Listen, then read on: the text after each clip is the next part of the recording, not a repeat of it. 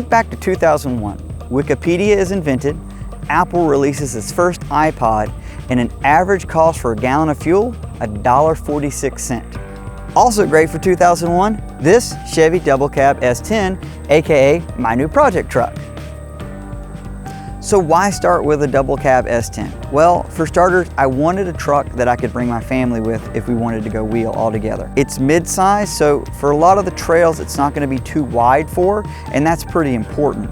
The other thing is they're pretty inexpensive. Compared to a Toyota Tacoma, it's a great platform to start with, and it's not going to be as expensive to replace a panel when I inevitably run into a tree or tear up something off-road. So for this first installment, we're going to be going to low range 4x4 and putting in a high pinion 60 front and 14 bolt rear. Well, I say put in, we're going to go ahead and build them first. We have a lot to do. We got to cut all the old brackets off. We have to get in and put the new differential gears in, lockers, all that good stuff. And then from there, we're going to be able to evolve this truck into a pretty legit rock crawler / family wheeler. From the factory, the S-10 is fit with a driver's side drop differential. Now we wanted to maintain that driver's side drop configuration, so we ended up picking up a 99-04 series Ford Super Duty high pinion Dana 60. Now what we like about these axles is the fact that they're very easy to build, and the aftermarket has actually come up with these ball joint axles almost as strong as what you see in the Kingpin axles.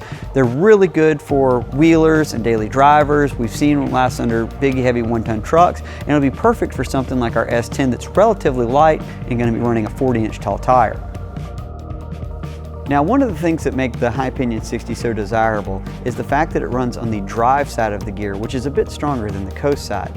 Now we're going with a Nitro 538 gear set, and what's special about it, it's actually a 10-inch diameter. It's a shot peen thick gear that's more similar to what you would find in the Super 60. They actually make these for a 410 to 538 for all high pinion 60 reverse rotation gear sets. It's extremely strong, and we're going to be able to mate it up with our new ARB selectable locker. It's a full carrier replacement for 410 and down, which is the RD167. We'll be using an ARB air compressor to power the differential lockers. We'll show you more about this in a future video. Once we finished up plumbing out our ARB, we wrapped up the front differential with an Extreme Series cover from Nitro Gear. These reinforced aluminum covers not only provide increased protection over the stock covers, but help dissipate heat thanks to a fin design. There's even a drain, fill, and overflow port to make sure servicing the diff is extremely easy. The Ford Super Duty has a unit bearing style hub, and from the factory it comes with a 30 spline outer.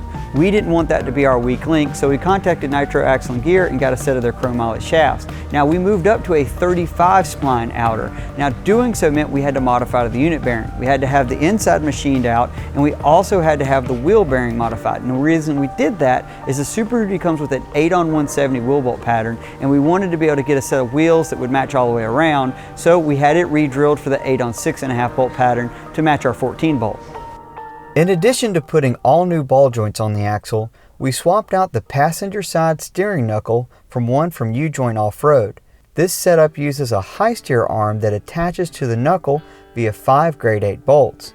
Since we moved up to a 35 spline outer, we upgraded our OE hubs to a much stronger set from Warren. These premium series hubs have an all-metal construction and dual seals to make sure locking in and out is easy time and time again. Since this was a wrecking yard axle, we went ahead and played it safe with all new calipers, pads, and rotors. Given that we're now running an 8-on-6.5 wheel bolt pattern, we spent a little time with the drill press and changed over the rotors from a metric pattern to a standard one.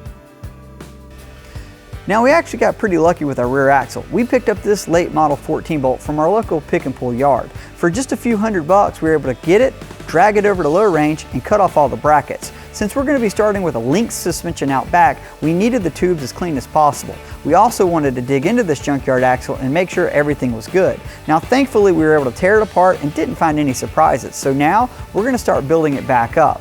Now one of the first things that we picked up was an ARB air locker. Reason being, we need to have something that's selectable because we want to be able to drive this truck on-road and off. The beauty of the ARB air locker is that it gives us that ability to on-road have an open differential, and off-road with a click of a button, we're going to have a full spool type rear axle.